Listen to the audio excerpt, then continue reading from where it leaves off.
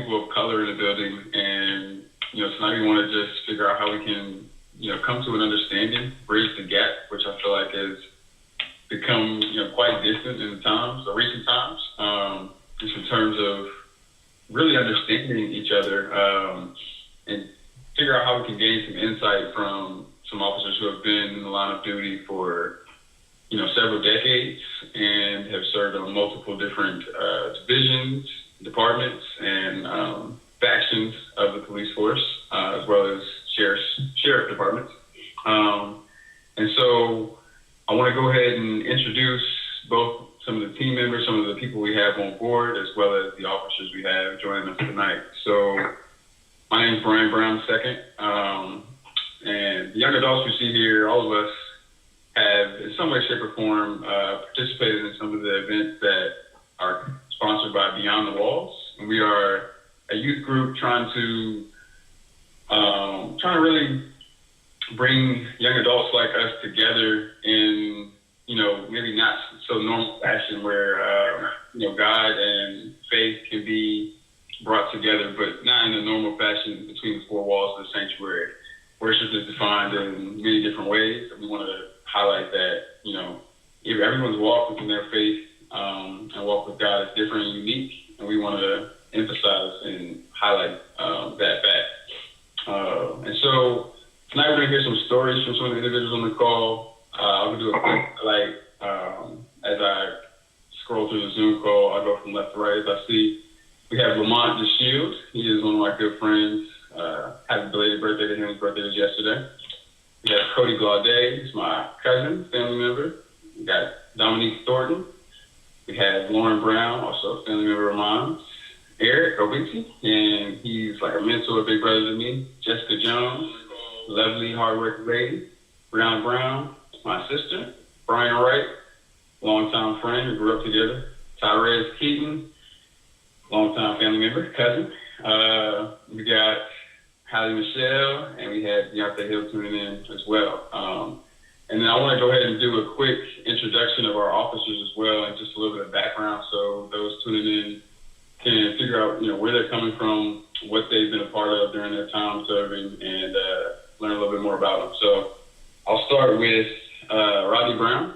I do have the pleasure of saying this is my uncle, and he is retired now, having served 32 years during his career, and during his time in the police force, he was assigned to each of the four divisions of the Montgomery County Sheriff's Office. And so as a captain, he spent time as the commander of each of those four divisions, including the Administration Division, which includes the Office of Professional Responsibility, where he handled labor relations, recruitment, training.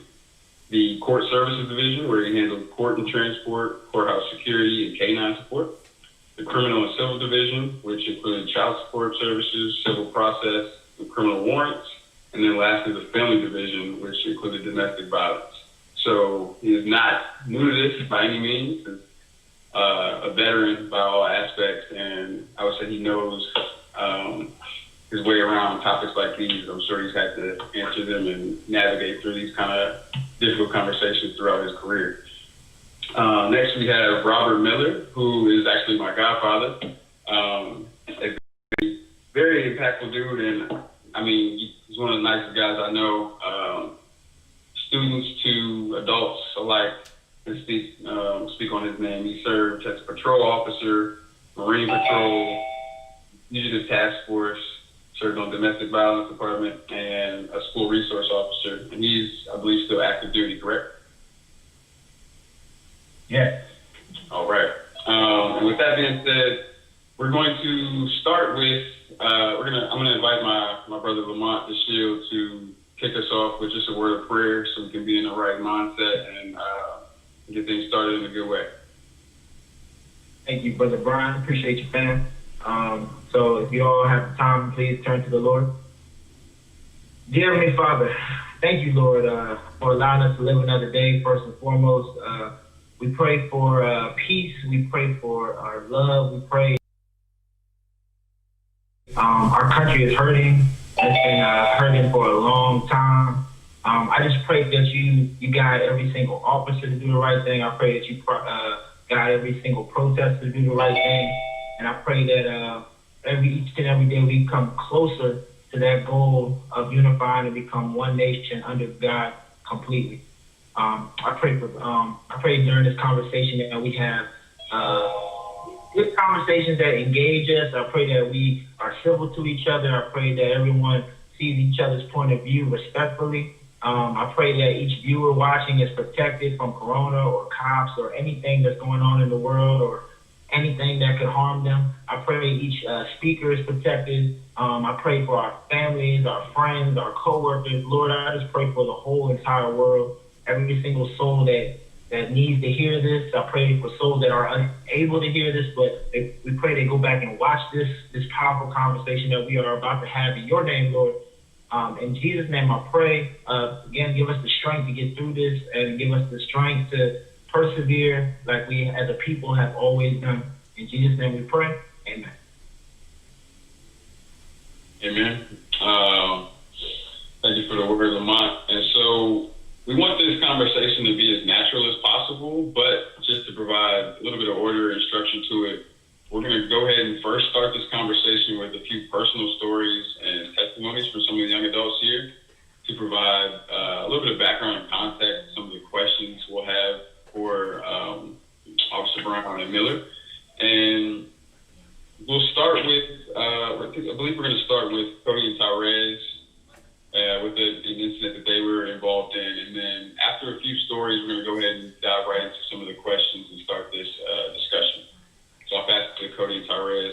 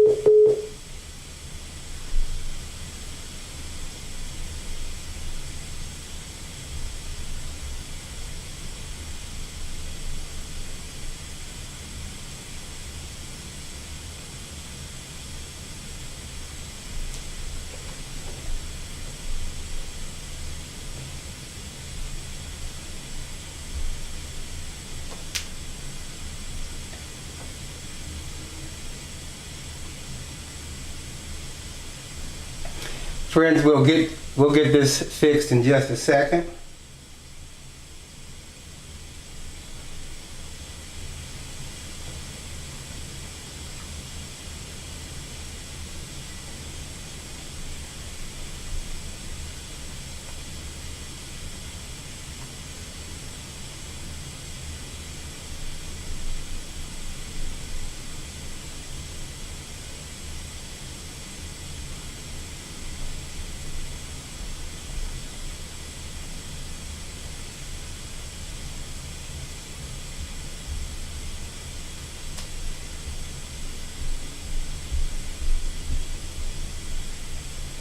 Just 1 second, we'll have our audio back.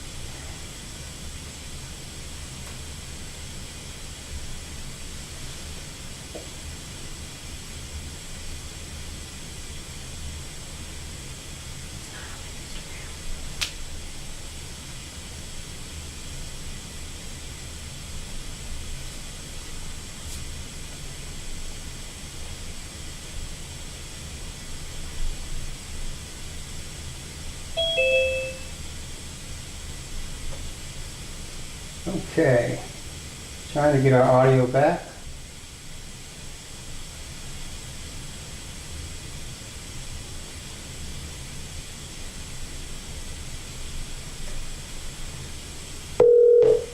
Welcome to Zoom.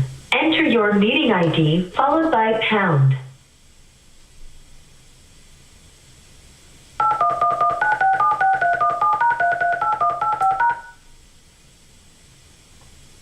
You are in the meeting now. There are 18 participants in the meeting. This meeting is being recorded. Out in the world on this, Hey, duty. hey, So these are just a couple of situations that many Tyrese, can people you are hear me? saying. Some have been way worse for a lot of people. Tyrese, can you hear me? This is just a couple. Tyrese, can you hear me? Thank y'all for sharing, man. And we can get back to like any personal questions you had specifically from the event as we go a little bit further. But appreciate y'all for sharing, and we're going to go ahead and pass it to Lauren, if you're available, if you want to dive into your story that you kind of had. I'll pass it to you now. Great. So, hello everybody. So one night, my fiance, Deontay, and I went to the movies, and we actually went to see The Hate U Give, and he was dropping me off back home. It was really late. It was maybe like midnight or pushing midnight or something like that. I live in a pretty good neighborhood, and we had pulled like perpendicular to my driveway because he was just dropping me off. And we were sitting there not even for like 2 minutes or something because, again, he was dropping me off. And a police officer, we saw him ride past, and then we see him come back. And then, of course, sometimes when you watch those movies like The Hate U Give and stuff like that, they get you so upset because what happened in the movie, you're already on edge. So we're kind of joking with each other like, they're about to come mess with us. And then, lo and behold, he pulls up behind us, turns the lights on and everything. So I rolled the window down because I was actually driving his car, so I was sitting in the driver's seat. And he comes up to the window, shining his flashlight in the car, and he's like, can I see your license? And I'm like, we're not even driving, like we're parked. And I'm like, can I ask why?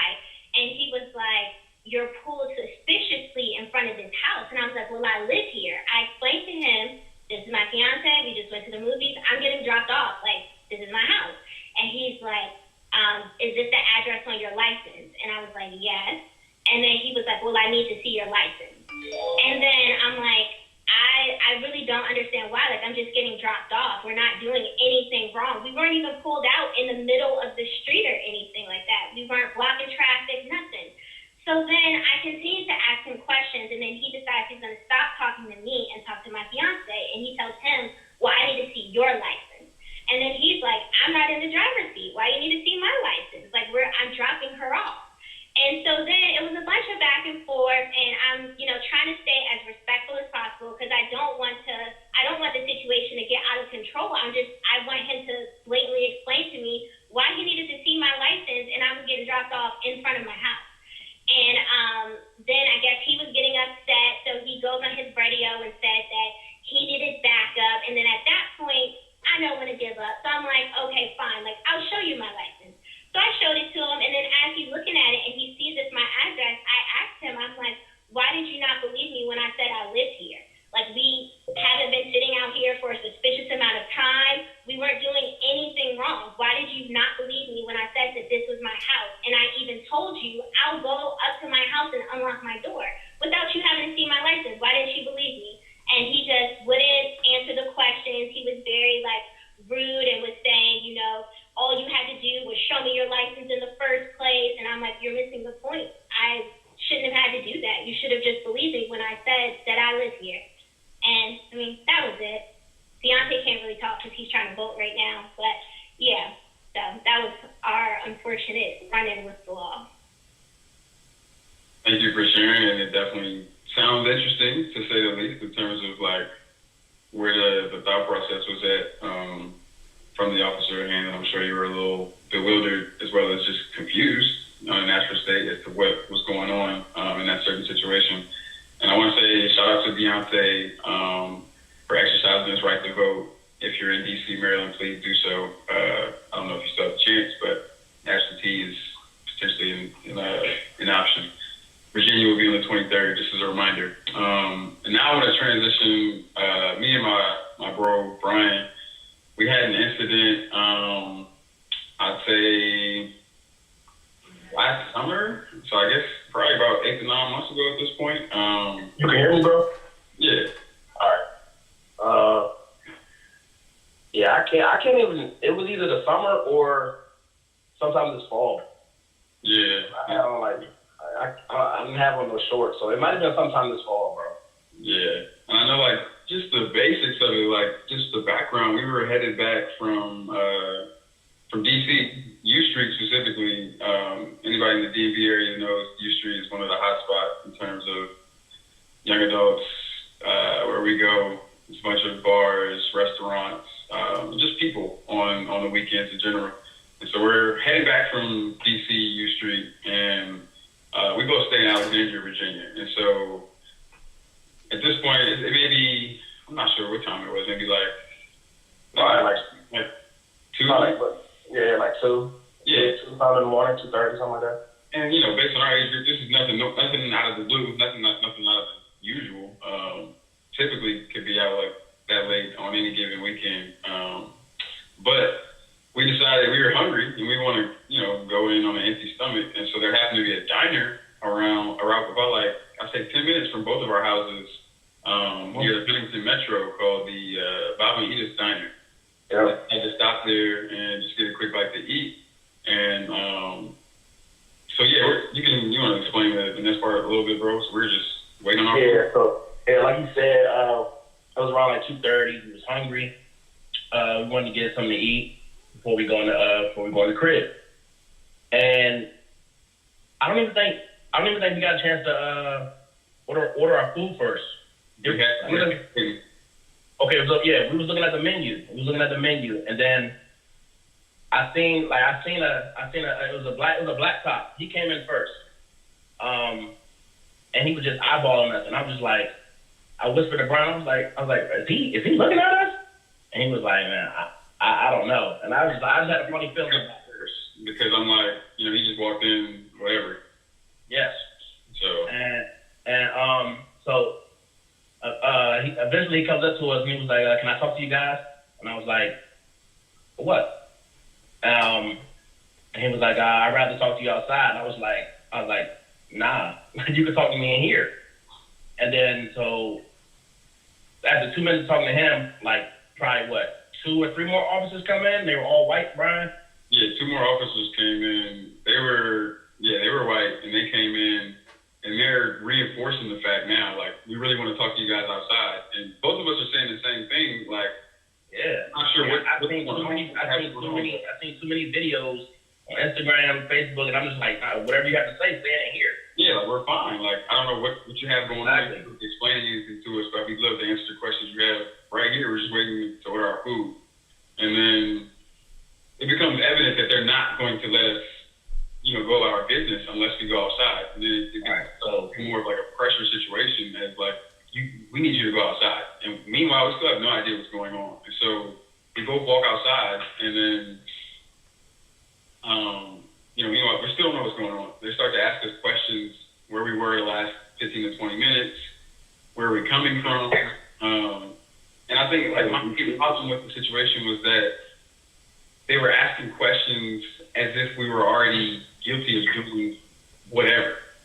Right. No idea what's going on, no insight as to where they're coming from with these questions, and it's like we're presumed guilty before we even answer these questions. And then you can speak on it too, Brian, if you want. Yeah. So yeah, we eventually did go outside.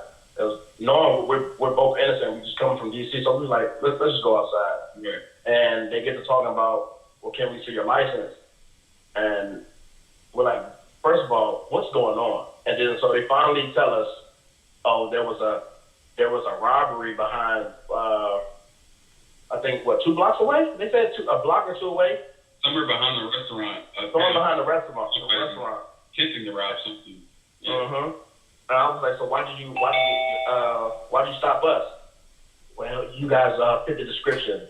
One black man with dreads and one black man with a shortcut. And I had both wearing black. Huh? Yeah. Both wearing black. One black man with and dreads. Of course, both of us was wearing black. And I was saying like, well, I I was like, would it be smart if we did do anything? Why would we still be in the area? And they was like, well, I don't know. So eventually we give them my license, and I guess they run them or do whatever. And they was like, well, okay, probably like 10, 15 minutes after, they let us go. But they didn't have any other answers for us, like, what was that for? Like, it was just, you guys can go about your night.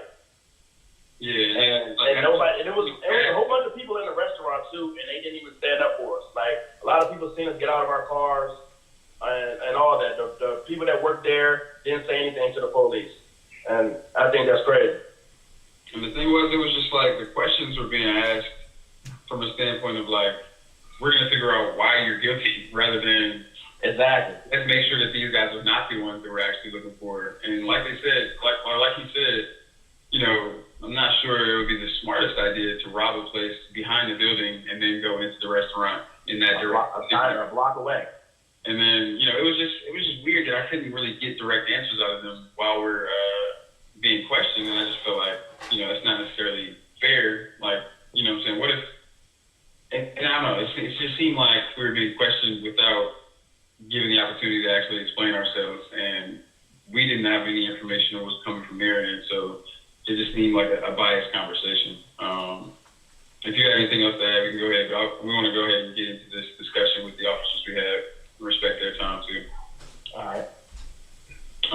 So with that being said, Officer Miller, Officer Brown, if you guys are ready, we're going to go ahead and dive into the first question, if you guys are up for it. And then I think based on, you know, whoever, you know, feels the best, you can both answer the question, acknowledge it, or you can take it one at a time, whatever you see fit. But I'm going to pass it to... Hey, Brian.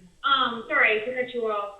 The first story that was told by Tyrez and Cody was not heard by the live stream. And so if they could go back and redo that story, that would be great. Sorry about that.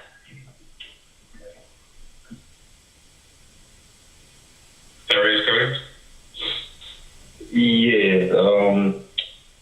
So me, Cody, and our aunt were going to the movie theater. Me and Cody parked in the garage. He had his work van. On our way up to the movie theater floor, I stopped by the security office. I knocked on the door. There was someone in there. Now I talked to this person for a few minutes, asking questions, regular questions like about a job and just and it was a woman, so we were just talking. So I go upstairs. I'm not sure if it was before or after the movie, but I would say after the movie. After we got out, there were about 6, 7 officers waiting for us.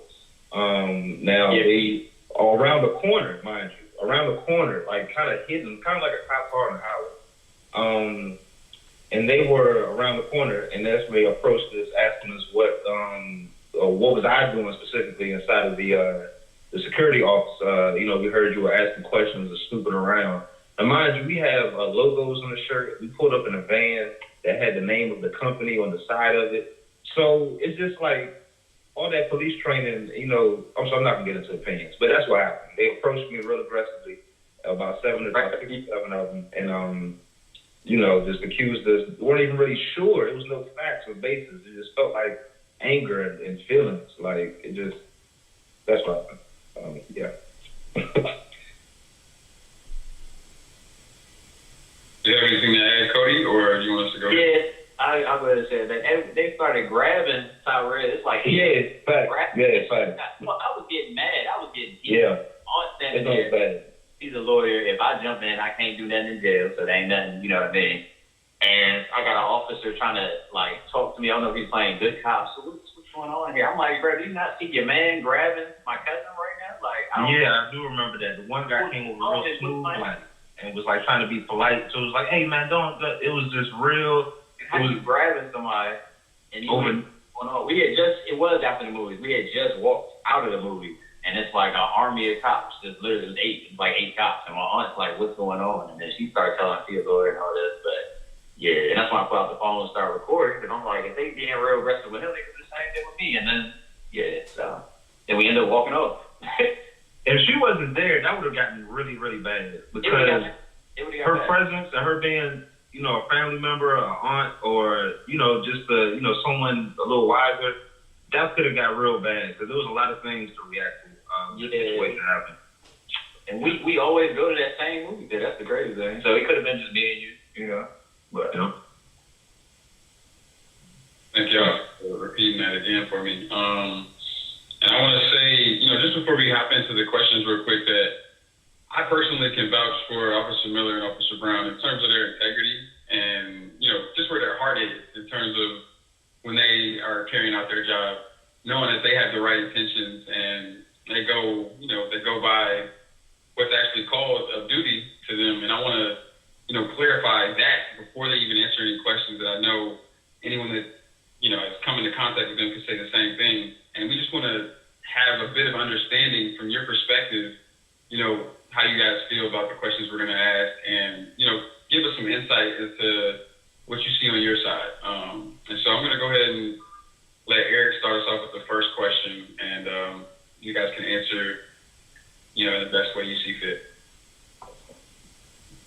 So thank you guys for joining us on this call.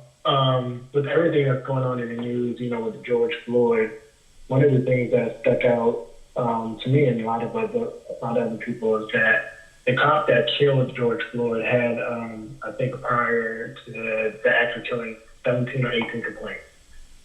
And so with that, you question, why is an officer who had that many complaints still allowed to be in the field and still allowed to police amongst, other people? So what is the process when an officer receives a complaint, and how many complaints does it take before action is taken against an officer? And what is the typical process for filing a complaint as well?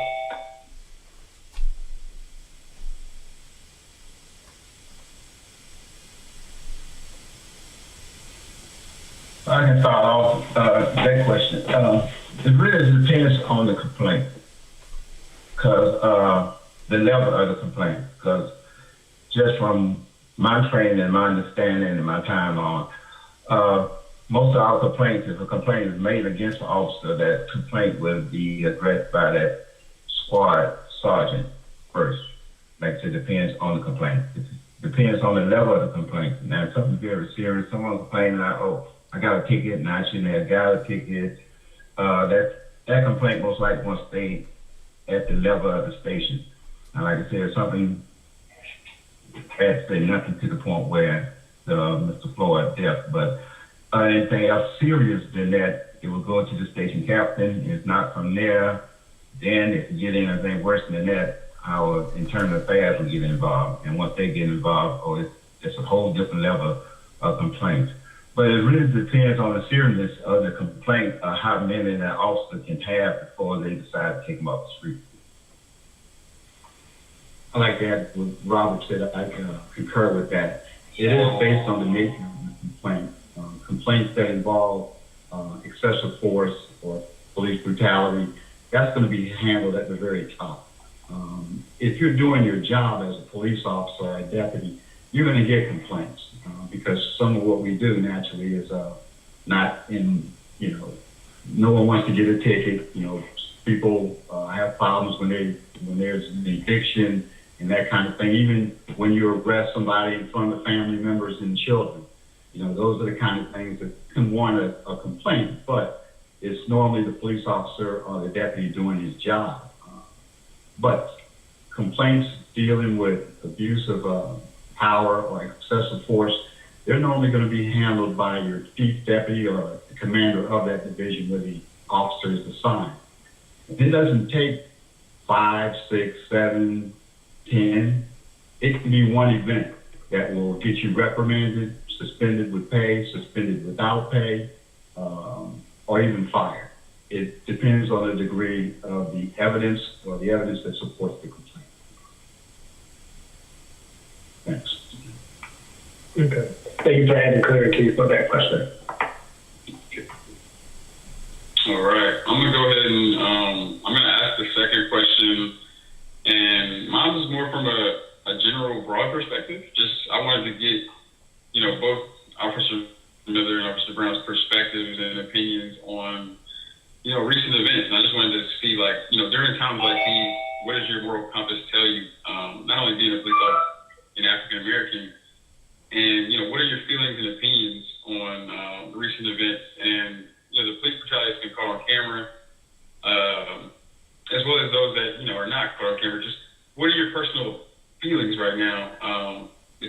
share a little bit with us? Well, I think I'll go first, if you don't mind. What we witnessed on television was a murder. And those officers assigned with that officer, it was their duty to intervene. You know, when we become police officers, you take an oath and you wear a badge and you wear it proudly. I remember when we graduated from the academy, it was one of the most proudest moments of my life because I was in a position to make a difference, you know, to bring calm to chaos. And that mattered.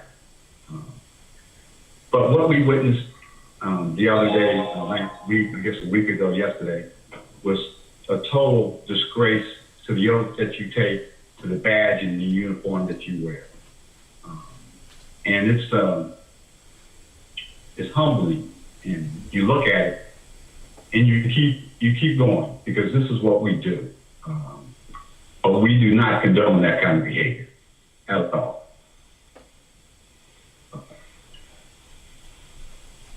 I agree. Like I was telling your father, right is right and wrong is wrong. It shouldn't be a uniform attached to that. If a person has done something wrong, and you always hear people say, well, what happened before they did that? Well, it doesn't matter what happened before. At the time, and what we saw, the person was already in handcuffs. The person was down. I haven't seen a man yet that can get up off the ground with his hands handcuffed behind his back. If he got to the point where he was moving around, all the thing he had to do was hold his legs. His upper body could not be moved when he had his hands behind his back. Looking at them other officers, I said some of them, I could look at one and I assumed he was afraid to say something, but still didn't make it right. But right is wrong is wrong, and what happened was wrong. It shouldn't be no law. It shouldn't have taken so long for that to come to the conclusion what it did. But we're all human beings.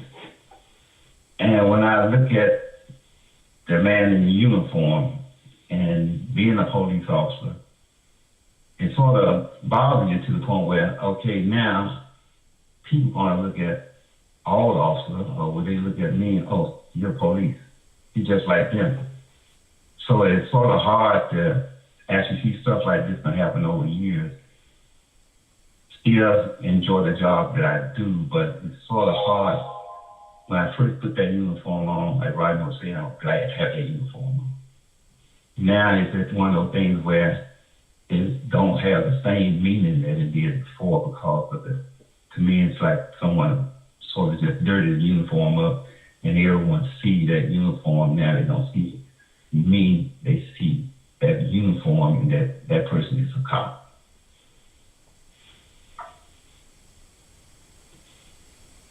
Thank you. I think it's just important that not only us hear this, but the general public can hear responses like that because, you know, when it comes down to it, not every cop is bad. Not every protester is violent, and not every, you know, man that gets killed is guilty or deserving of any of the treatment that they get. And I think, you know, it's important that we remember that there are thousands, if not hundreds of thousands of police officers just like you two who are just human like we are and trying to do their job and do to the best of their abilities. I thank y'all for sharing your personal feelings and testimonies to that. I have the third question as well, so I'll go ahead and dive into that one.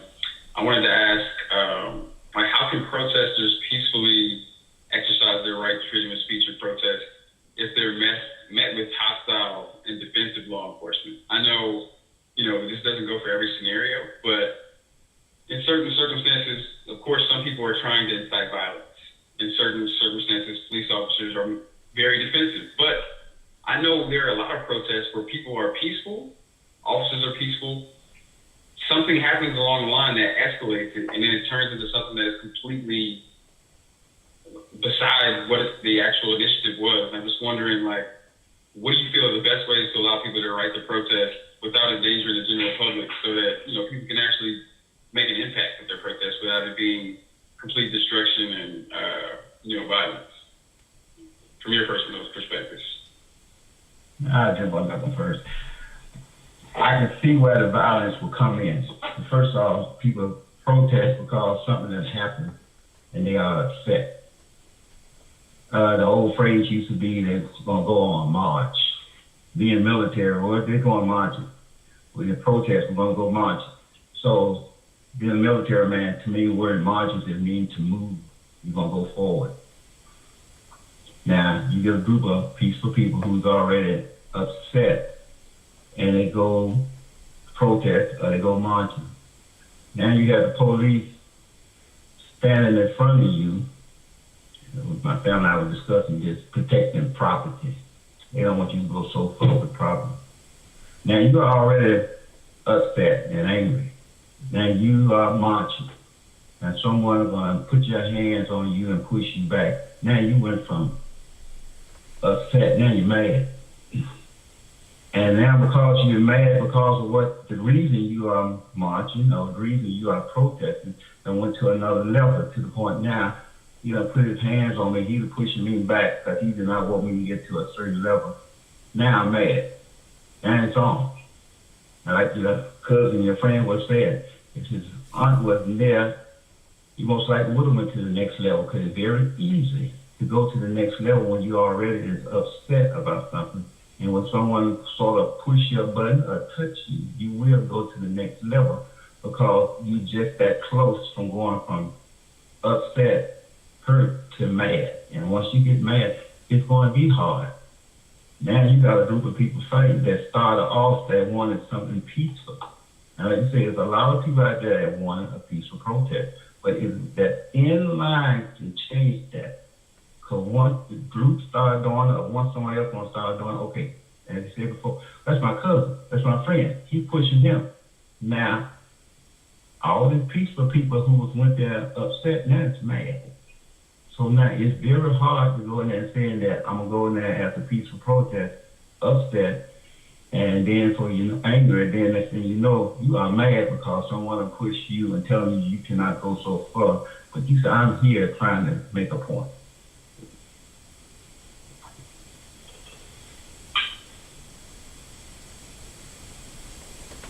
Right, did you want to answer this one, or we're going to go to the next question?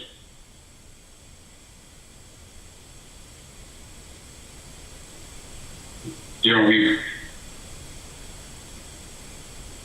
To add on what Robert said, earlier too, is, police officers are human beings. We're trained to, to maintain a certain amount of cool and calm. And like I said, we're supposed to be the professionals. We're trained to handle this. But when you have protests, we've learned from experience that they can turn violent. And law enforcement officers are very vulnerable when they're standing there. So they have to prepare for the worst and expect the best. So they have to be dressed accordingly, and it does look intimidating. But we do know that there's going to be a certain percentage of people embedded in that crowd that aren't there for peaceful protests. And that's why these things get out of hand. And we're watching it daily through 12 cities throughout the country where peaceful protesters are marching up against these men that look like they're ready for battle. But they have to wear that protective gear. They have families to go home to. You will see on some clips where those same people with that uniform on embrace a protest. Maybe we don't see that enough, but I do believe that there is a way that protests can happen in conjunction with the police. It's just that we do need help from the protesters to police those who want to cause violence. There are more of them than us. So that's just a point that I'd like to make. For sure, I appreciate it. I think at least that lets me know, as well as the rest of us, I guess just a little bit of insight into how difficult it is to, maintain that kind of event and that composure. And then especially for you, I know you're coming from a place of compassion and understanding.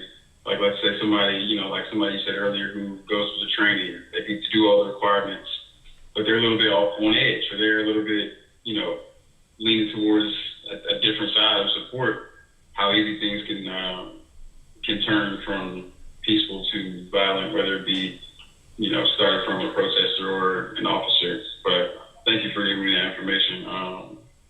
Eric, we're gonna go ahead and pass it to you next. Thank you. So you guys mentioned that, the officers are placed through training. Do you think that the system that's currently being used to vet the officers before they go into training and make it onto the field needs to be re-examined, or is the system currently that's in place good enough that it's bringing in qualified officers, but it's just you just have some bad apples at times?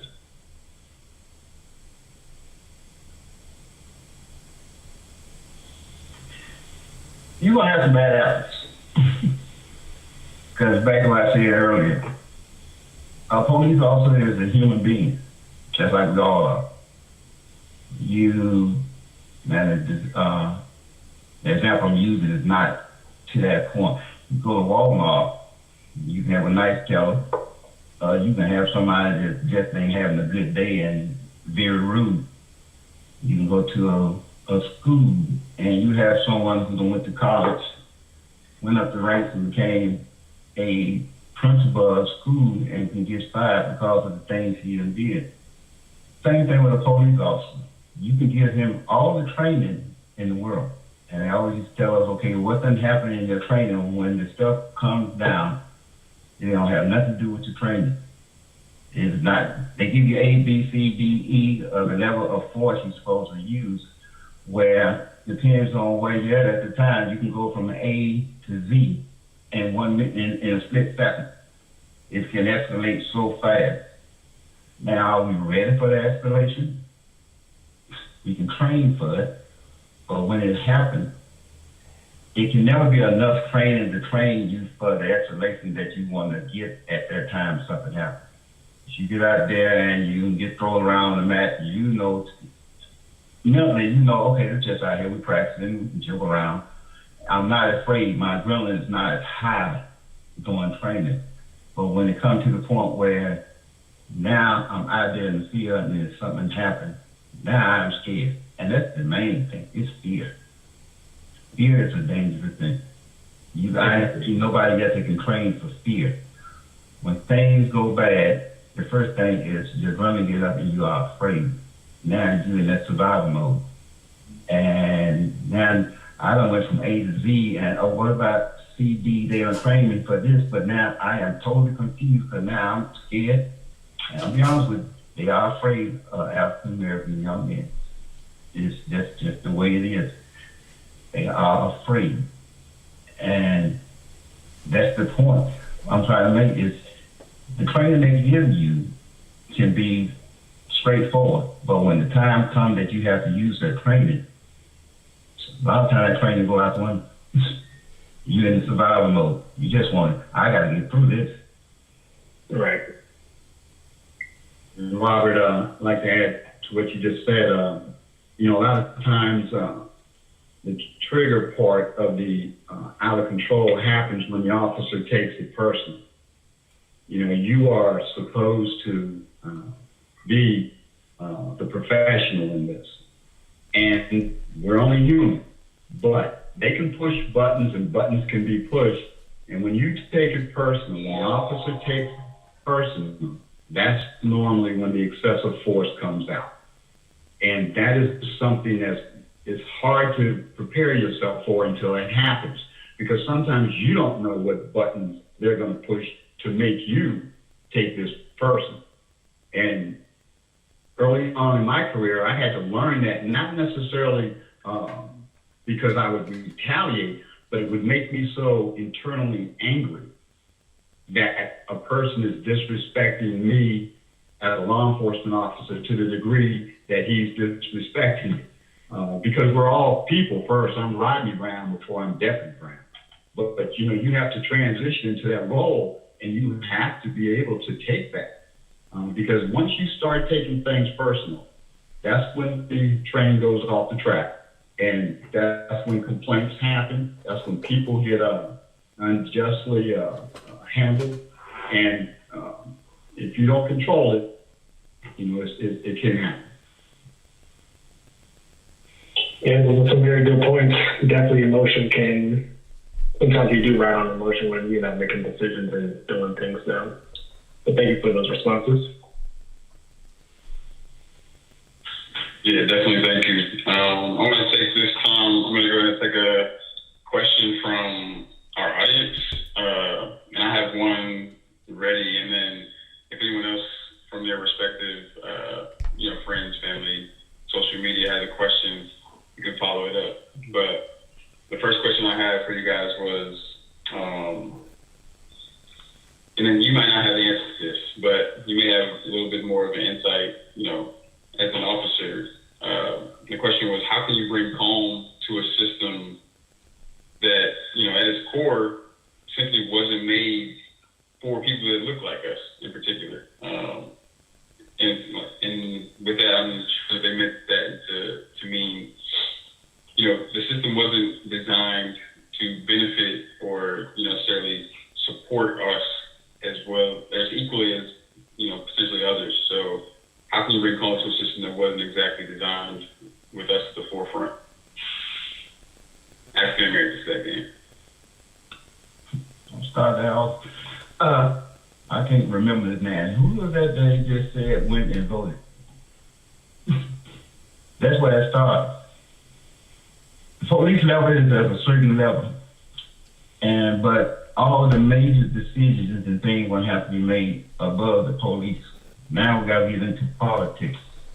Now we got to go in and talk about our senators, our congressmen, and other people, which I'm not going to say anything about that. But we have to get out and vote. I know a lot of people say it's not going to change nothing. Yeah, there's going to be problems in politics, but young people have to get out and vote. And doing what they're doing now in a peaceful way, got to be heard. To make enough noise, people start listening. If you sit back and be silent, nobody gonna hear a word you say. So you have to get out and, because like I said, the police level is at a certain level. Now it's time for the young people and the older people to get out. Our voice got to be heard. Election year is coming up. A lot of people need to get out and start voting and start participating in the politics to the point where that people know that you are being heard.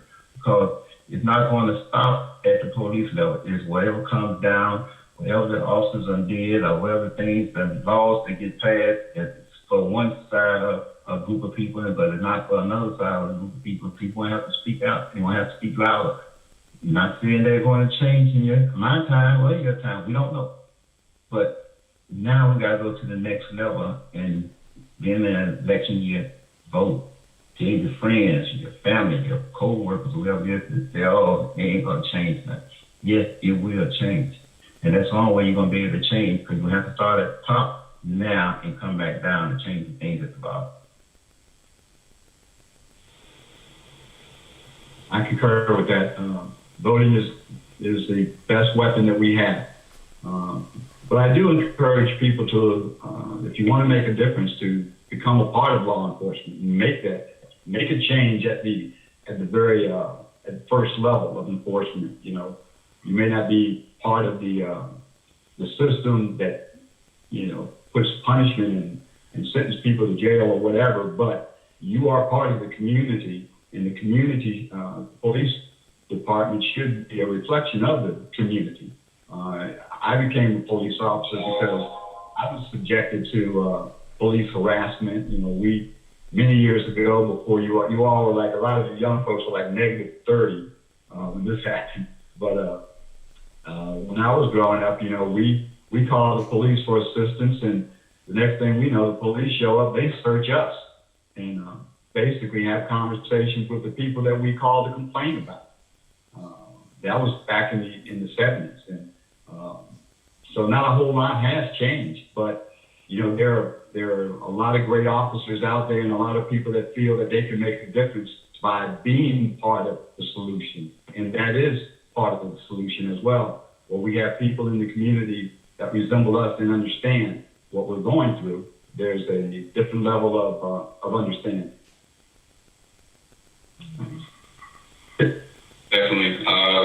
That's probably one of the topics that are not spoken about too much in terms of people that look like us trying to be an actual part of the change on a level where they actually join the force. And I think it's tough because we see it's such a negative light thrown on police officers and law enforcement that I say, like, I know in terms of like the music you listen to, the TV shows, movies you watch, it's always shown such a negative aspect that it's like it's almost encouraging you not to. Whereas in terms of what we need that influx of our people that look like us if we want to, make change on the ground, as well as exercising our right to vote to get it from a top level as well. In all fairness, just because they're black police officers, they're police officers that have issues no matter what color they are. For sure. In spite of that.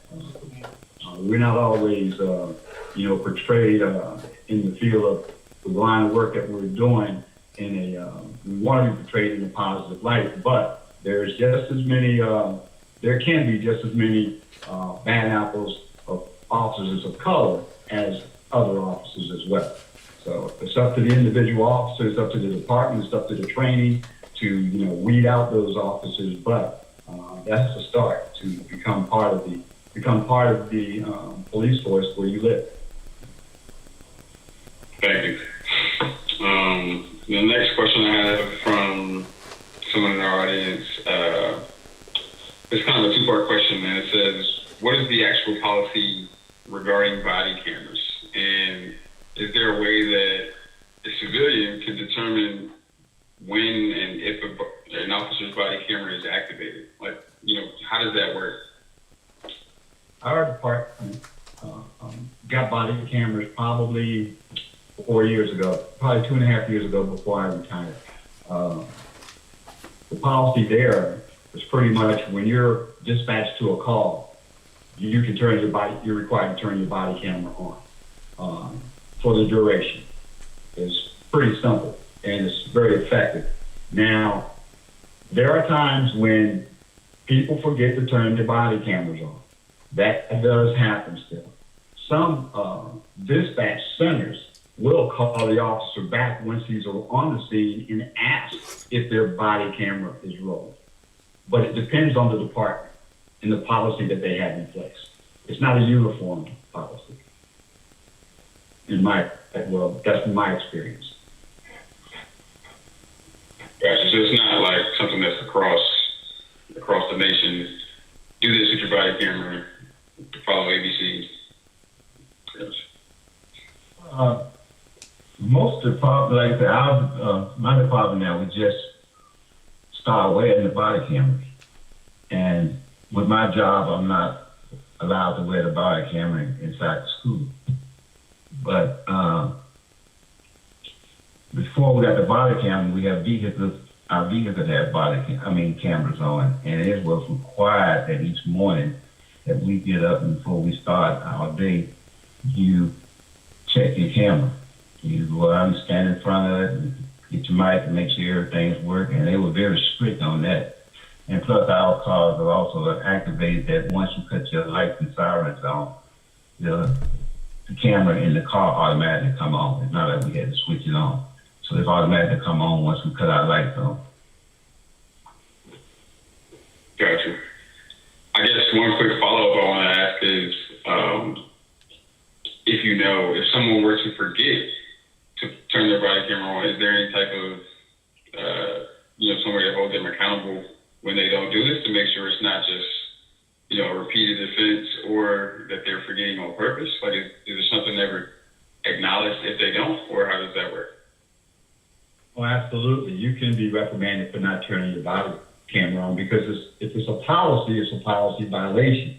Now, naturally, it might be a letter of reprimand, or it could be a counseling, depending on the circumstances. But, there are going to be times when people forget. Generally, they forget. body cameras are relatively new to the police field for many agencies. And we had that occur on a number of different occasions where a person forgot to activate the body cam. I know it always seems suspicious sometimes when that phrase is used that the body camera wasn't activated. But I always tell the deputies that I commanded that the video should match your narrative for the most part. The video should match your narrative. So what's the problem? What's the issue? Turn the camera on. If anything is going to help you.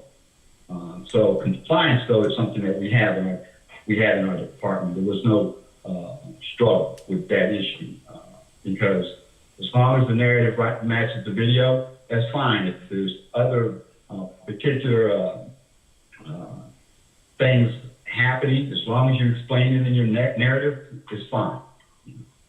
So. Appreciate that. I'm going to go ahead and pass it to Dominique if she is still here. Okay, she's here. You can go ahead and ask your question now if you want.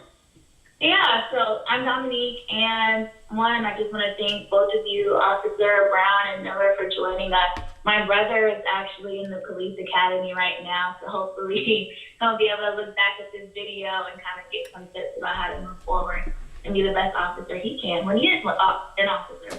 But the question I wanted to ask you all, so I know that racism is definitely embedded within the criminal justice system. We all know that. It's obvious. But I kind of wondered about colorism. And I'd like to know if you, in your experience as an officer, have ever witnessed differential treatment of either officers or other civilians based off of not their race, per se, but the shade of their color.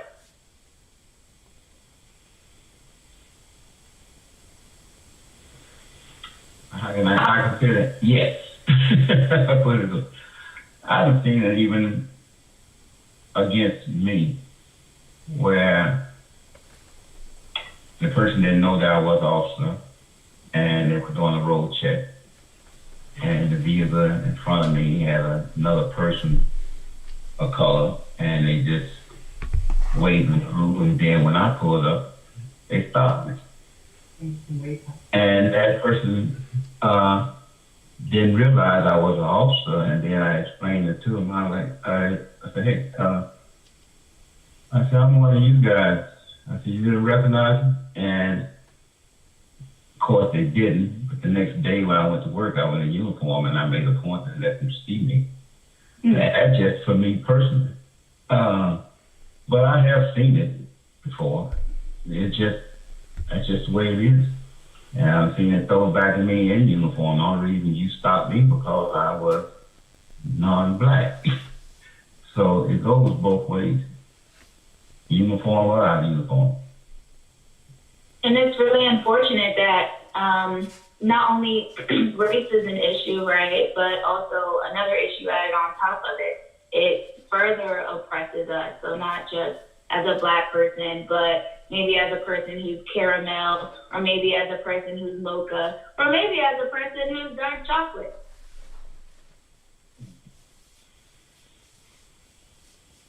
I personally haven't experienced that from a law enforcement perspective in the community that I've served in and where I live, but I think the further you go south in the country, you experience that, because my wife and I, this is not necessarily police related at all, but we did experience a situation where we were dealing with a realtor down there in South Carolina, and the realtor, we were supposed to meet at the property, which we met her there, but she drove by us and she didn't stop.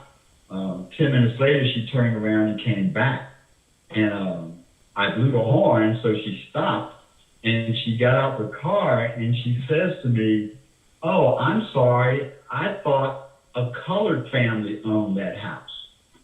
It was my dad's house, and she knew that we were there to meet her, and she said, "I thought a colored family owned that house." And I said, "Well, I am a colored guy, if you want to use that term, and back in the 50s and whatnot, I would have been on the back of the bus. But Yep. and then she told me I wasn't black. Huh.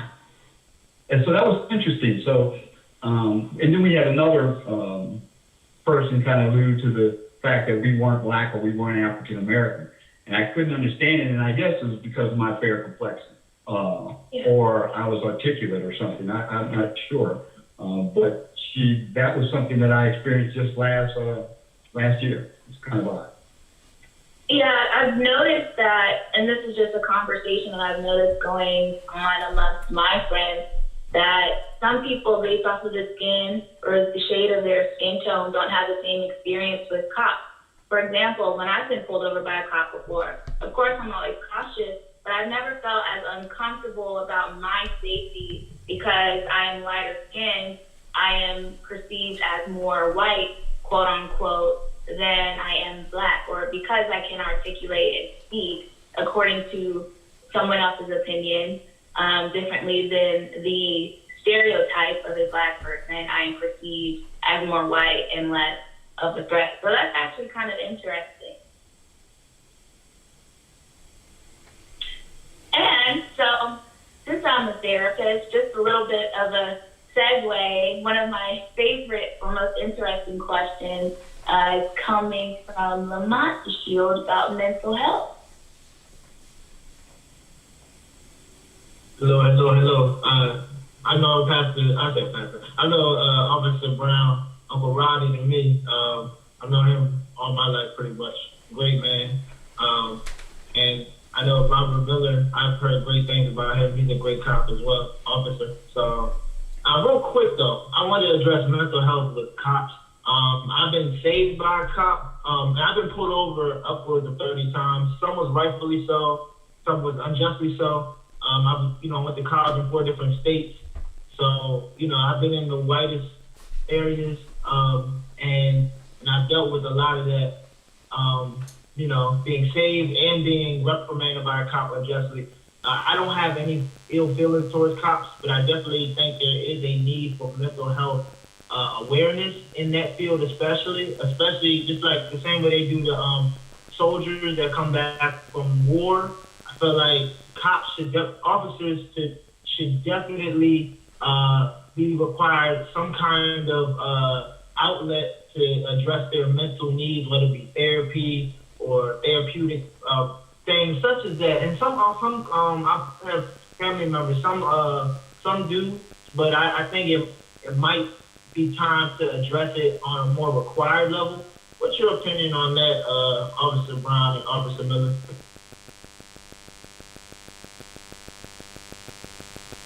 Let me find my mouth and get my mute on. First, like you said, that's a two-part we have, because being a police officer, and we have to deal with people on the street that may have mental problems. Our department went to 100% that each person had to go to a class for a full week and to be trained in what's called CIT training, where, and plus now we have officers at the mental hospital in Fairfax to take cases when it comes around to a person that have mental issues, and taught us how to recognize it and how to try to de-escalate it to the point where when you go on scene and realize that there's some mental issues here, you just can't go hands-on and throw them down. You're going a little bit more talking now to try to get this person to cooperate and come with you and get them the help that you need. And plus, you also, back to the part reference officer and self-mental issues, we do have help for that too, because it's amazing how many officers during my time that had mental issues and committed suicide. Right. And now it's one of those things now that is not just the civilian side of the citizen side, but it's also in the department that we got to be able to be aware that scene is not just when you go on scene and see that this person may have mental issues to recognize it. But we also got to see now that we got to recognize it within the department, so there are a lot of officers out there that have issues that we're not aware of until it's too late. Yeah. Well, speaking about the CIT training that Robert mentioned, that's a requirement for for a lot of agencies to have that training in place. At Montgomery County, where I work, at the Family Justice Center, that was the domestic violence unit, which also handled mental health warrants or mental health petitions that were issued by the court. We have designated a specific group of people to handle those, and they receive that training, and that's pretty much all they do is domestic violence and emergency evaluation petitions. Everyone assigned to that group is required to get that training as soon as they're into that unit, and it does create a valuable tool for them when they're engaging people with mental health issues, so that the de-escalation tactics can be used to safely take a person into custody and take them to the hospital to get a mental health evaluation. Those are very, very tricky and very dangerous operations, so we felt that it was important that we have a trained group of people doing it, as opposed to officers assigned to different sections. And it's worked very well for us over the last several years. The Family Justice Center that deals with domestic violence and mental health issues has been open for about 12 years now in Montgomery County. That's awesome. Definitely salute you guys. That's probably one of the toughest jobs, especially right now, but it's always been one of the toughest jobs, no matter what side of the fence you're on. It's a tough job regardless, but definitely salute you guys for doing the right thing. I'm glad you're taking steps to encourage mental health, especially in that field, because I often wonder, where would that line be from seeing all the trauma that officers see every day, to, taking that home to their family. So I'm glad this stuff's being taken. Yep. And, Actually, oh, good. I want to piggyback off of that. So, like I said, I'm a therapist. And that's I'm in 2 years. I have to prove that I can do train specific areas, because, as you know, if we don't use it, we lose it. So I'm wondering if that's something that officers do as well, to kind of make sure that they are still, one, keeping up to date with different mental health strategies and information, so that they can properly aid or interact effectively with people who are suffering from a mental health crisis. And two, just so that they have the knowledge, like continued knowledge to do it. I didn't hear all of your question, but I do, I think I heard some of it, that you're inquiring as to whether or not officers get updated training as new training blocks or techniques become available. Mental health training, yeah. So if you don't use it all the time, right, because we have specific people that typically, do these kinds of things, help people with domestic violence and stuff, you may end up losing that information in your brain. That's what it does. Well, in-service training is a part of every law enforcement agency requirements, where, if there's any new techniques or refresher courses that speak specifically to not only mental health, but other issues, those training blocks are provided every year and could be incorporated into that. We feel that having a designated unit doing it all of the time keeps them pretty sharp and aware of different techniques that are available for them, and they're very successful doing that. But in-service training, whenever there's a new technique or whatever available for police, that is going to be scheduled probably during an in-service training block. This happens annually. Gotcha. Thank you. Lamont, you wanted to... I believe Jessica has the next question. Jessica, I do. So first and foremost, thank you guys for taking out a little piece of you guys' time to come and, talk to us about this very serious topic that, although a lot of people are touching on it, I don't think a lot of people are digging very deep and saying the things that answering the hard questions. I think that's the main thing, is answering the hard questions. No one wants to really touch on racism and white cops versus black cops, or black cops versus white cops in our communities that we live in. I am a strong believer that our children can be a product of their environment.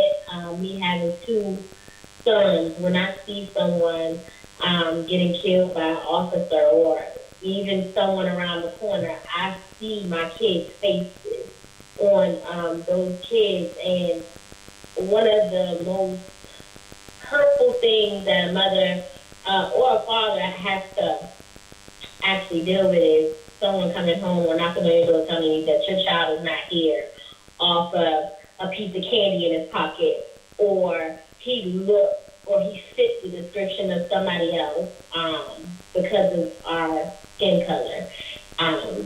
My son, who is 17, has been in some situations of that sort. So I definitely, this definitely hits home more for me than anything. So I definitely appreciate you guys for doing that. But let me jump into my question. And so our question is there a personal conflict between fighting for your occupation that pays your family's bills and fighting for rights in your community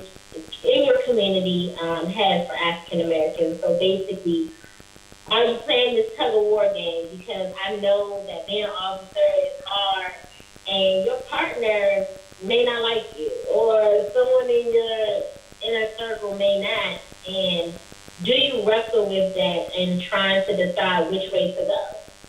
Should I jump on this bandwagon, or should I do this? Or what is it that helps you distinguish between paying your bills and also still being a citizen and upholding your oath to be an officer? All right, Jessica, I get on it. You know me for a long time. Like I said earlier, right is right, and wrong is wrong. I wear a uniform because it's my job, but that does not going to make me do something wrong. Because like I said, I've been living out in this area, I've been working in this area now for almost 25 years as a police officer down in the Mount Vernon area. Know a lot of people. And I think about what Roger was saying, if you work in your community, you get to know a lot of people. And I cannot see myself letting those people down by saying, okay, I go on scene with another officer and now I got to determine, do I want to fit in, or do I do the right thing and don't fit in? Well, that's not something hard for me to decide on. I'm going to do what is right. Like I said, for right is right. I know a lot of people in the department. I know a lot of people in this neighborhood working for so long in this community. And so that's something that never came across my mind for my personally, for myself, because I know so many people in this area. So I couldn't do it. I'll be the one stepping in and say, no, we got to stop this. It's not the way it's supposed to be, because I know too many people, and I know people that other people don't know, and I know how to talk to these people, and I know the family of so many people down here. So working in this area, I think getting assigned to there was a big positive for me, to the point where that would not be an issue for me to do if it come to the point to that. It never have came to that, because I think a lot of people know that I live in the area, so I think they were sort of shy of what they do around me. Well, I think, add to that, when you make a decision to become a police officer, you're prepared, you've accepted the fact that it's going to be conflict. There's going to be certain people that you no longer associate with, because you can't. They're not bad people, but, you're trying to uphold the law, and you're trying to be, somewhat of a presence in the community. You have to disassociate sometimes yourself with those people. But I don't struggle with being, an African American and a cop, because I was an African American before. I chose to be a cop.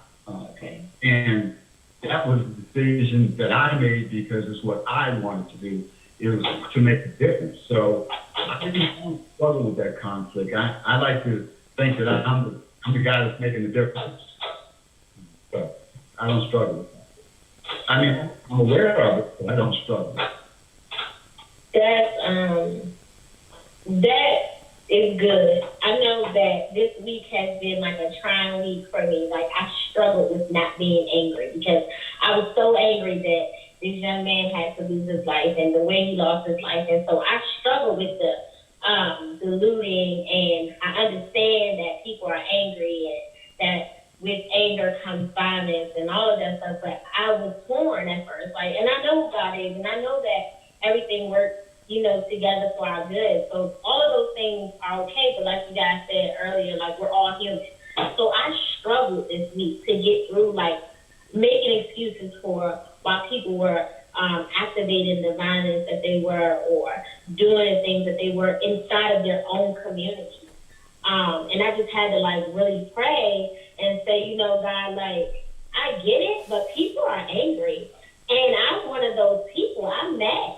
And so when we talk about looting and violence and protests, and we look at how many protests have actually happened and what's going on inside of our community and what can we change, like you guys said in the beginning, what I found peace in knowing that most people are on the same page and you guys are all right. Voting makes sense. Getting those prosecutors and those judges and those Supreme Court judges, all of that stuff all makes sense. I think a lot of us young adults that are in this community, we understand that. Some of us understand that. So those are all good points that you guys don't struggle with being an African American and being a cop, and knowing that being a cop is my job, but I've always been an African American. That's not going to change. And then when I put the uniform on, I'm just an African American cop, but it doesn't change how I feel about the job and how I feel about my community. So we appreciate that. I'm going to toss this back to Brian. I believe there's maybe some more questions via Facebook or Instagram. If so, we'll head over to those really quick. Yeah, I have another question from our audience, and let's see. So this one is definitely relevant in terms of, I guess, really the last decade or so. Things have been more visible to the general public. So the question was, has the emergence of cell phone video been seen as a help or a hindrance to the work of officers as a whole? And that could be, you can give your personal opinion or what others may say, but what's your thought process on that? Well, let me I'll add something to that. I think it was maybe naive of us to think that cell phone cameras were going to be the savior for everybody, because so many times we see the footage and there's some other explanation. That's a visual of an event happening, and sometimes the outcome is different. I do think that cameras, cell phone cameras, they're a benefit to law enforcement because they can justify your actions if you're doing the right thing, even if you don't have a body camera. A lot of jurisdictions, I think Anne Arundel County is going to be getting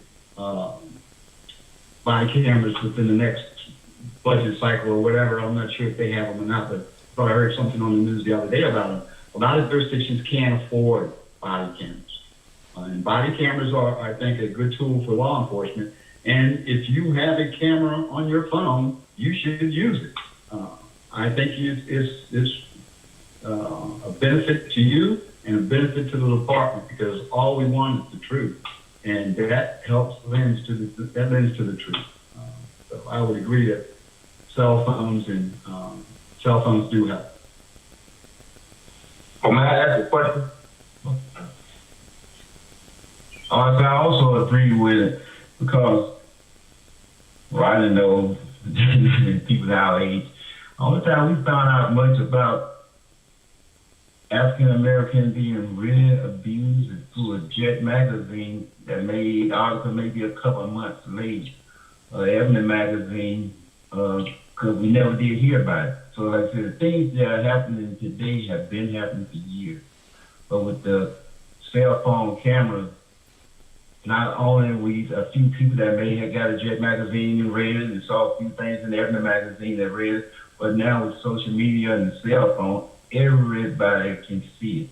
But everybody has a cell phone. So I think it's a big gap because a lot of things that have been hidden and people can say, oh, I didn't do it, and their friends can go back and say, no, I didn't do it. Now we got the proof. But one of the best things when it comes around to people getting justice done is by cell phone. Because if it wasn't for cell phone camera, a lot of this stuff that doesn't happen, we would not know about it. And Robert, you're absolutely right. I remember talking to my wife, telling her that, you know, if George Floyd had not died, would this have just been number 19 for that officer, complaint number 19, and would he continue to be on the force? You know, it's horrible that he lost his life, and it took something like that for America to see what we know exists, and it's very sad because without that footage, it would have just been a conversation amongst some, where we, as people of color, knew that it was more than just a restraint. You know? Thank you. I agree completely, really, just in terms of it being an aid or a sister to both you all as well as the general public, and helping, you know, African Americans, our plight, be seen from the general public, and that, you know, we're not crazy, we're not making up these things, what we live with on a daily basis, living our regular lives. So thank you for those responses. I'm going to go ahead and pass it back to you, Jessica. Yes. So our last question that we have right at this moment is, what actions would you suggest both the public and the system to take to move away from harming innocent minorities, regardless of the color in our community?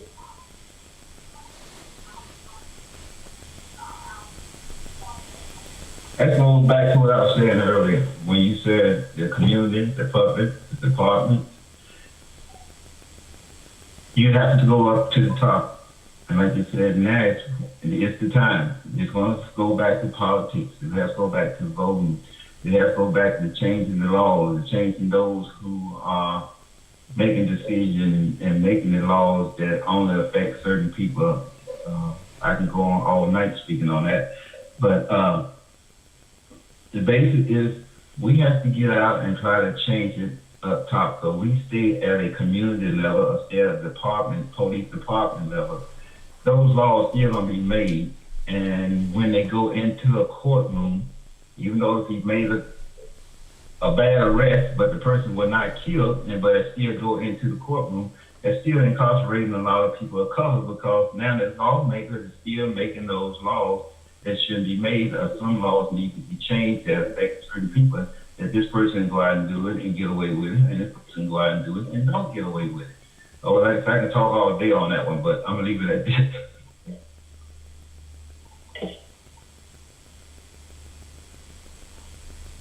I don't have anything else to add but to concur. Okay.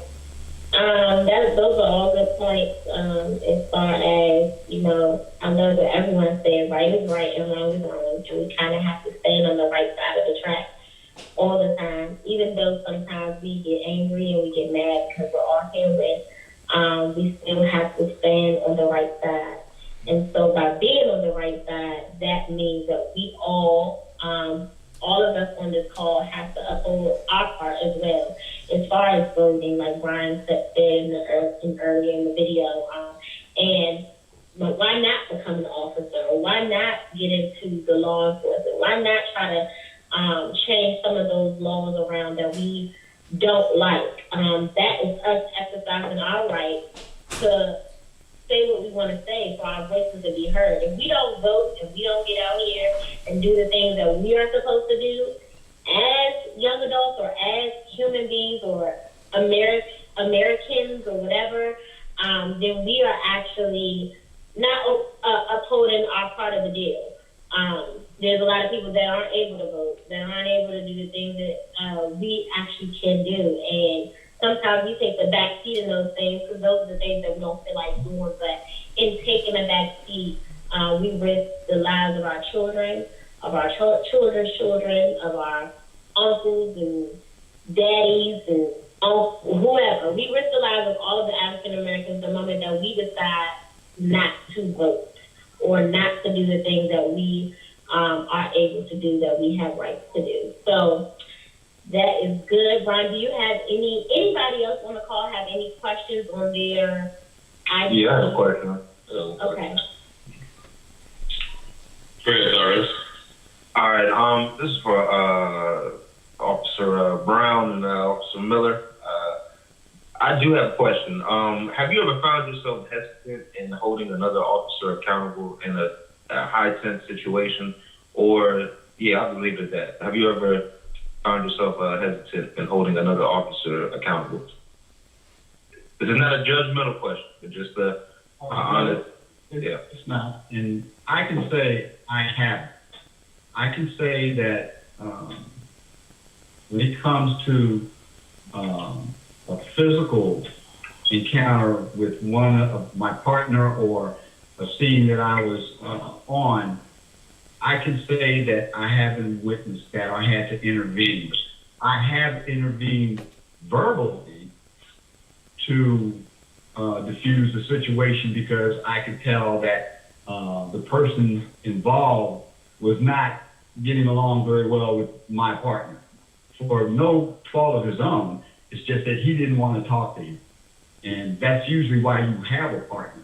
You have a partner so that if someone is, well, there's a lot of reasons to have a partner, but the benefits of having a partner sometimes is that person might not want to talk to you because you're black or because you're white or because you're 5'8" and the other guy is 6'1". You don't know, but when you have another partner, and it could be a female partner. Some people prefer, would rather talk to the female partner than the guy, and vice versa.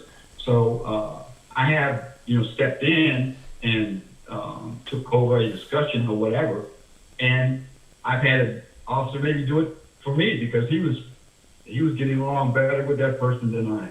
But to pull an officer, a deputy off a person for abuse, I have not witnessed that in my career. I did it, and I'm proud of that. I'm proud of my as well. I have never had to go through that, but the joy of my career, I have been a school resource officer, and I do a lot of work. I work alone.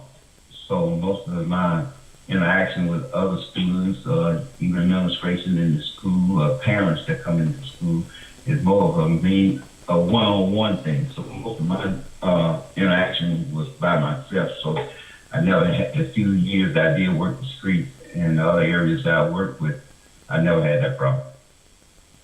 And I might add too, it was a long time ago, so maybe when I was on the streets, I'm talking about the late 80s, early 90s, but during that time, I never had to engage another officer because he was being abusive. Gotcha. Okay, cool. Yeah, that was a beautiful answer. Thank you. Dominique? Yeah, I actually have a question from Brent on my Facebook page. So piggybacking off of basically how you all are influenced, or not you all specifically, but police officers are influenced by different factors.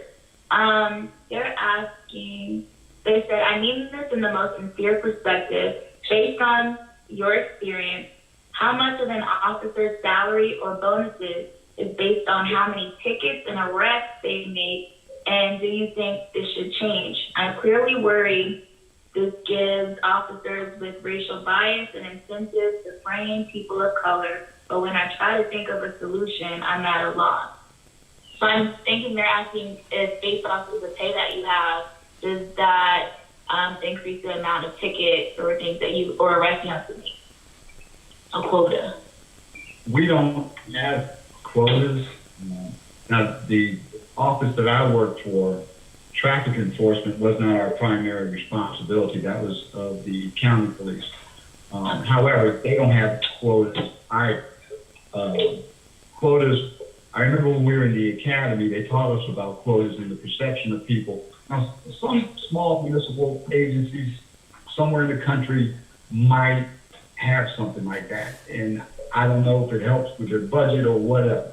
But years ago, that might have been more common. But, you know, our instructors always told us that when people ask us, you know, are we reaching our quota in tickets, we should say, well, no, because we can write as many tickets as we want, you know, which technically we could, and it wouldn't have any impact on our salaries, you know, or bonuses.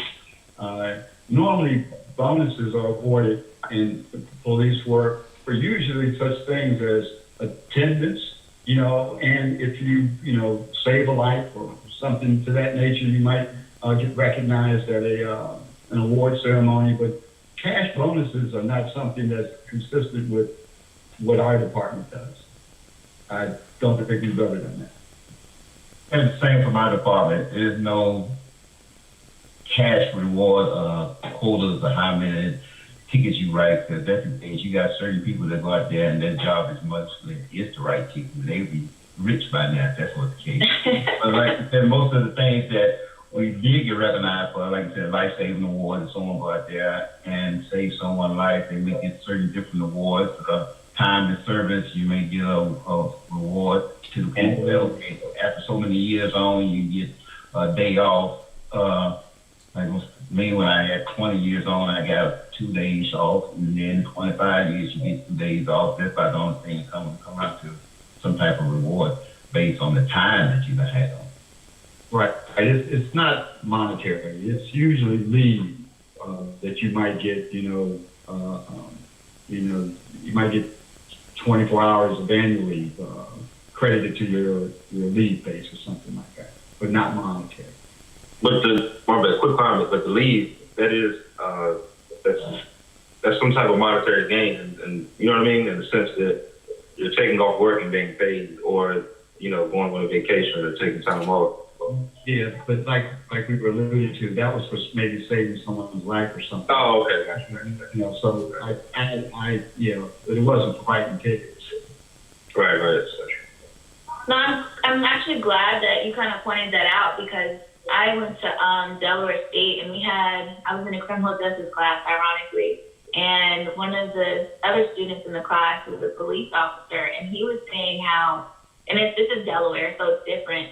But he was saying how, yeah, he had a quota, quote unquote, or like a contest that all the police officers had to kind of figure out who could give tickets or arrest the most people. So that was definitely something concerning, not only to the people at the school, but just in general. Like, wow, this is something that actually happened. Like, no one said, hey, I mean, of course, do your job, right? If someone's wrong, they're wrong. But the fact that that was their motive, like, I don't know. It's a little heartbreaking. Yeah, that is disturbing, but I can only speak for our department. But, you know, in all fairness, we all know cops can write a lot of tickets if they chose, because a lot of people do need to see that. Yeah, exactly.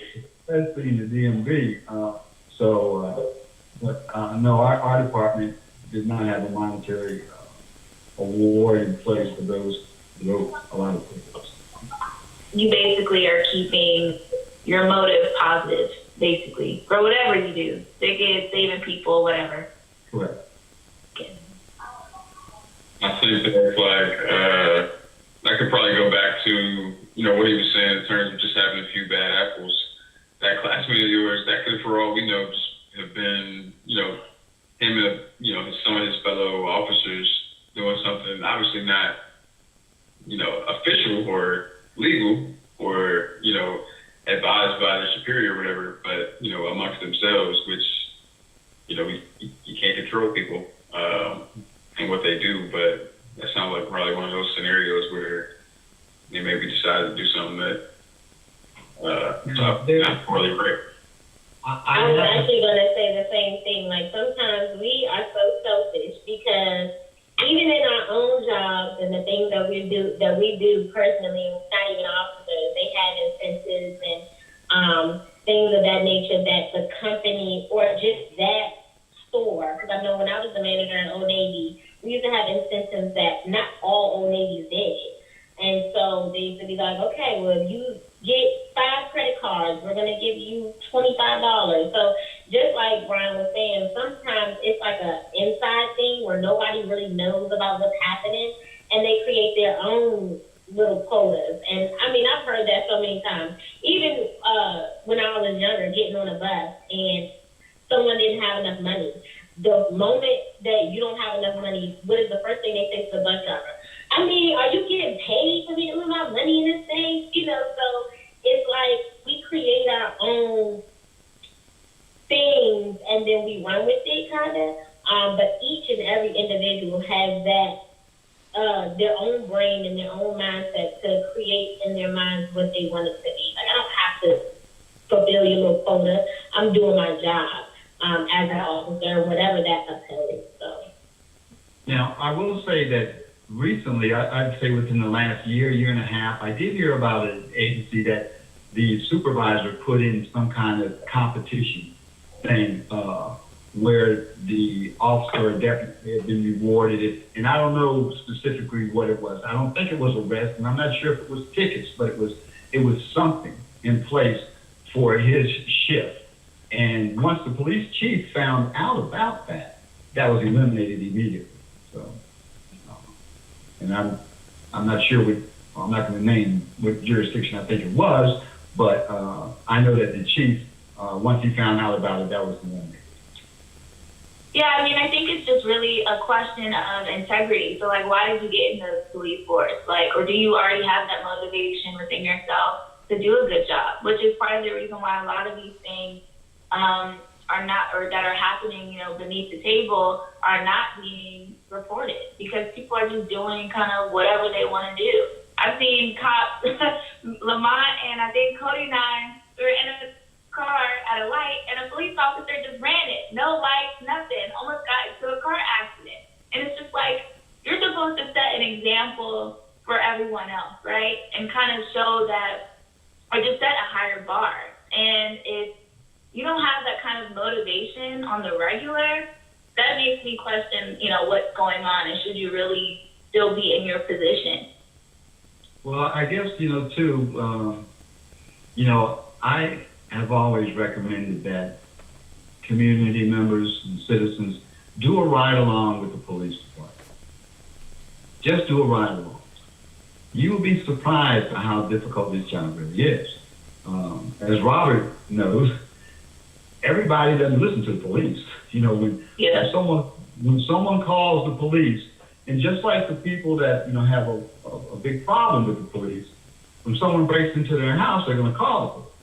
And they're going to hope that the police find their property. And it's that police officer's job and duty to do that. Mm-hmm. But when you pull up on a scene and it's chaotic and no one's answering questions and pretty much yelling at the police sometimes, the police officer can't just get back in his car and say, well, no one wants to cooperate and leave.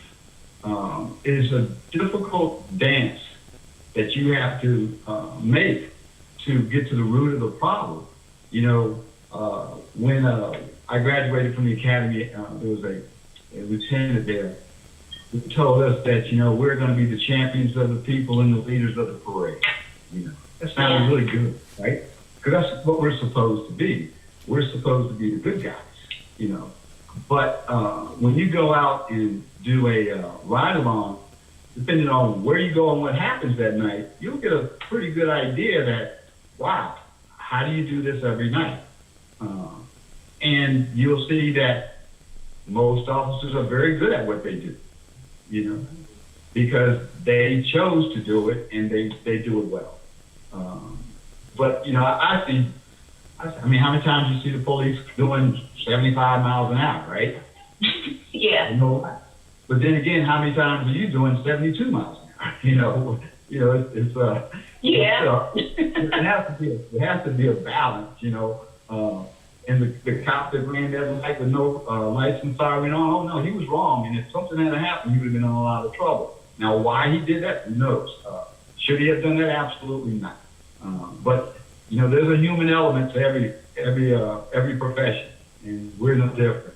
But we're supposed to be the professionals, and like I said, bring calm to chaos. And what we're having here now, I think, we need the protesters to work with the police to come up with a solution on how to handle this, because the police aren't going to let the city burn, and nor should they. But people have the right to be angry and protest, but we can't destroy property, and we can't throw things at the police. So somehow we have to get together collectively with community members, protesters, police, and say, okay, what do you want? We cannot affect what happens with the arrest of those other 3 people here in Washington, D.C. We can't. That's that jurisdiction. Now, we can keep yelling, and we can keep protesting, and we can keep marching, but we can't destroy our city. And I don't want to sound like I'm, pro building, pro Macy's, pro, establishment. But, a lot of the places naturally that were destroyed where people were going to work the next day, they were supposed to work at that store or whatever. So it just compounds the problem. But, like I said, law enforcement is very angry at what happened to Mr. Floyd. It's just a slap in our face. And worse, it's the loss of a life. But what is the solution? I think hopefully the protesters and the police will get together, and the activists in the community will sit down and say, hey, this is what we're going to do, and we have to protest. But you don't want people picking up unnecessary charges or anything like that, because they're going to make arrests. So. It sounds to me like it's emotionality on both sides. So of course people, are emotional, and that's why they're responding the way they're responding, not excusing it, but also if this is a constant thing for officers as well, or something that they struggle with, or the emotions of the job or the difficulty of the job, why aren't officers having more regular counseling and therapy? Why is it that they get training to help other people one time a year for their own crisis, but you guys are going through an ongoing crisis, an ongoing trauma?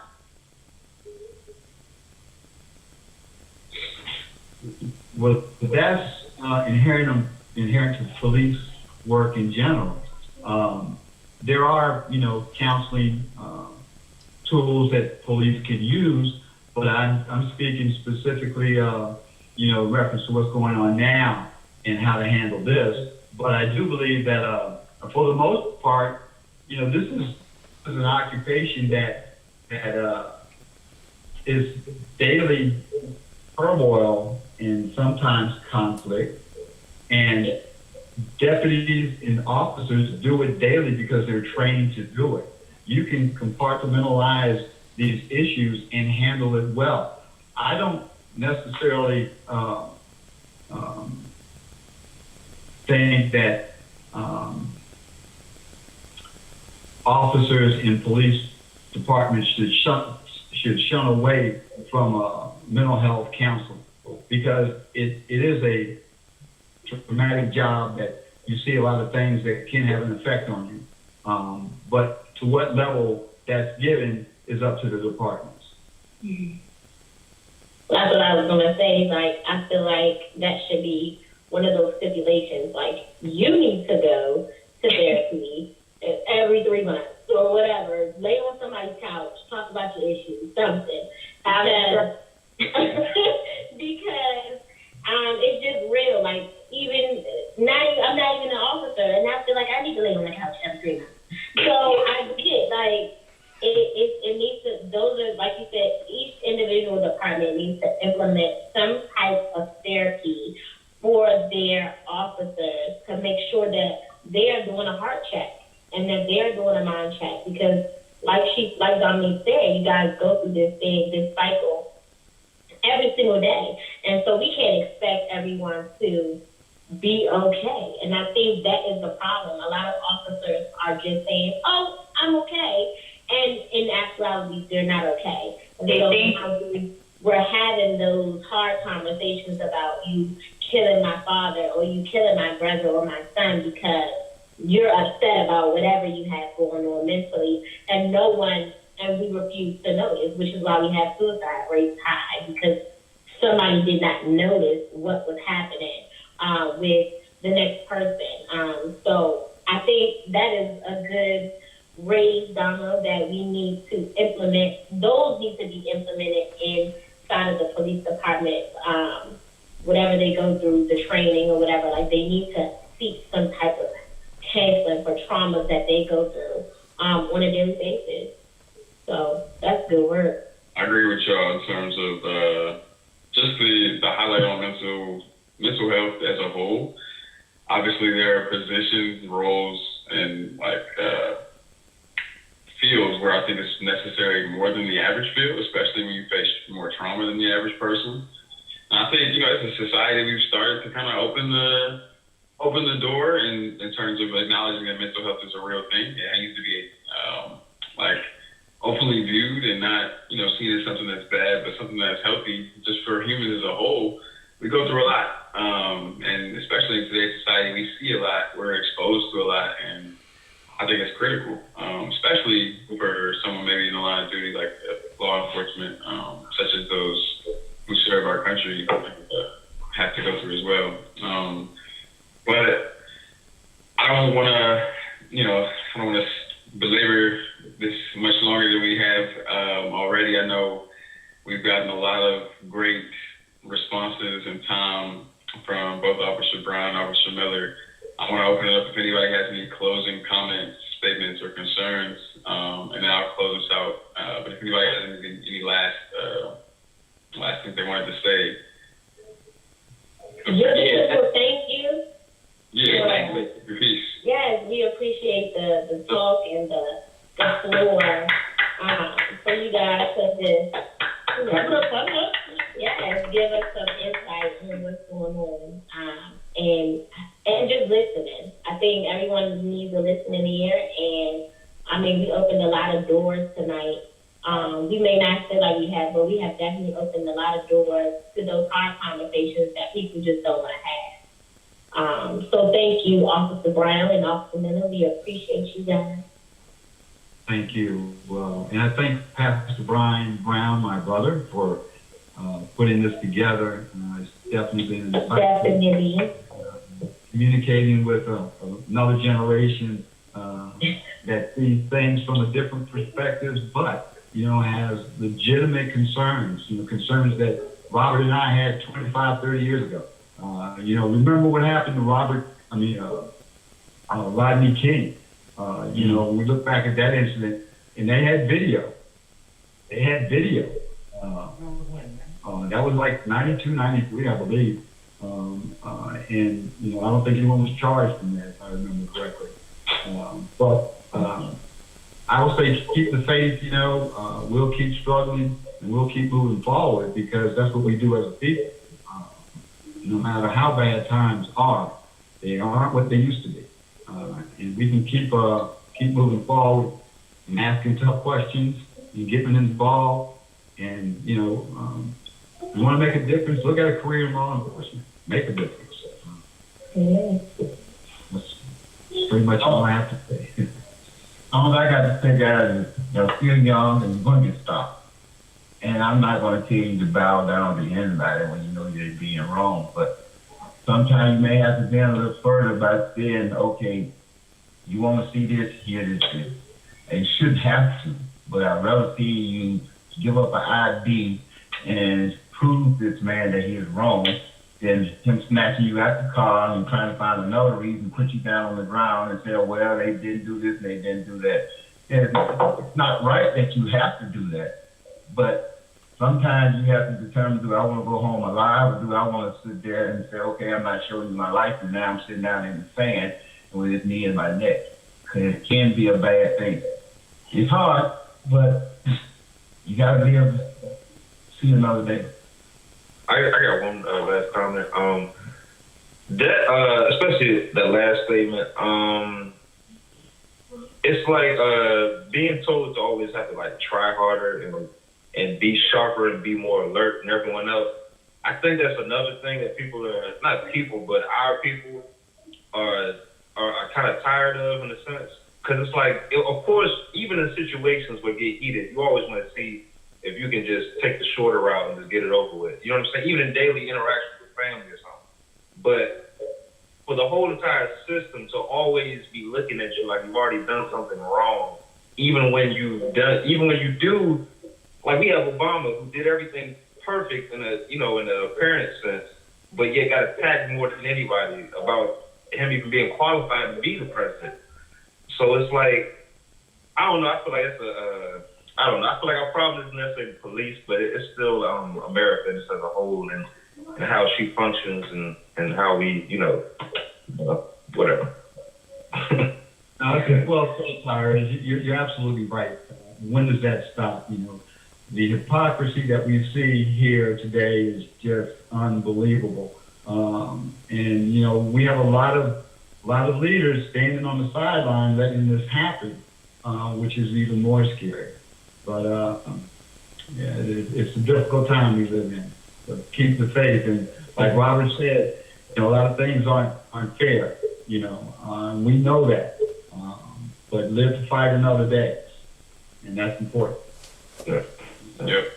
I also want to say, like, in terms of us, at least starting to make a change, conversation like these, and interactions with people like us, civilians and officers, may have to become more frequent. As uncomfortable as it is, the only way we're gonna, on the ground at least, we're gonna make a change is if we work together. Because if we're standing on two sides, we'll always be divided. And the closer and the sooner we can actually work together to find a change, the more possible that it is. While we exercise our right on a more national scale in terms of voting, getting involved in your community, learning about what's going on in your community, what local laws are being, like, you gotta pay attention to all of these things, because what I'm saying, you can play a woe is me game, but there's something in place somewhere that's actually causing the interactions and the system that's happening to you and others. So once again, I want to thank both of the officers for joining us tonight, Uncle Rodney, Robert Miller. And just as a side note, for those who are still joining via social media and you guys here, we have a nonviolent march set up in the process of being established for next Tuesday. It's going to be at 4 p.m. in Alexandria. It's currently set to be at the South County building. You can reach out to me or one of us after this call. We can give you more information. But, just keep fighting the fight, like they said. And, conversations like these are necessary. I want to thank y'all again. I thank everybody for coming and asking questions and staying through, 2 hours of real discussion that needs to be had. So I want to thank everybody again. And I'm going to go. And don't forget to vote. Vote. 23rd. Yeah, I stood in a long line today. Okay, I'm proud of you, Cody. There we Don't go. forget to vote, guys. I did it.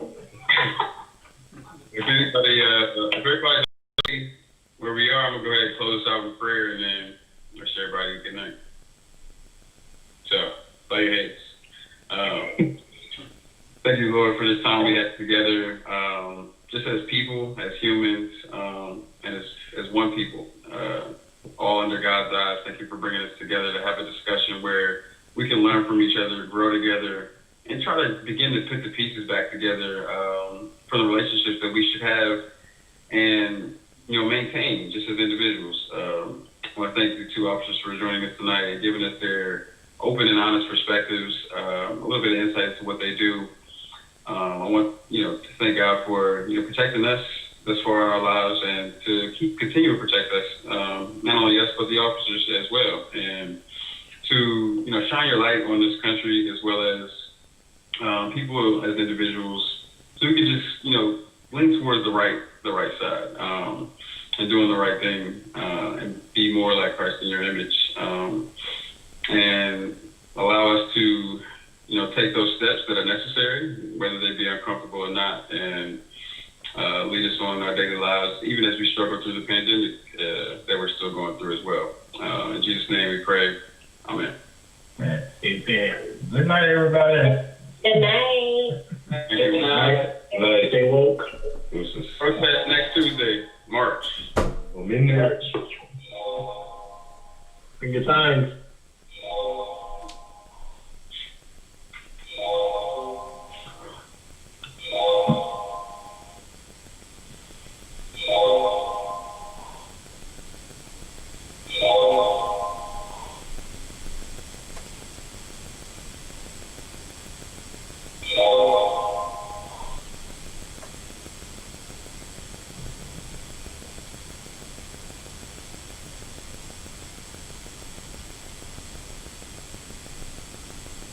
Goodbye.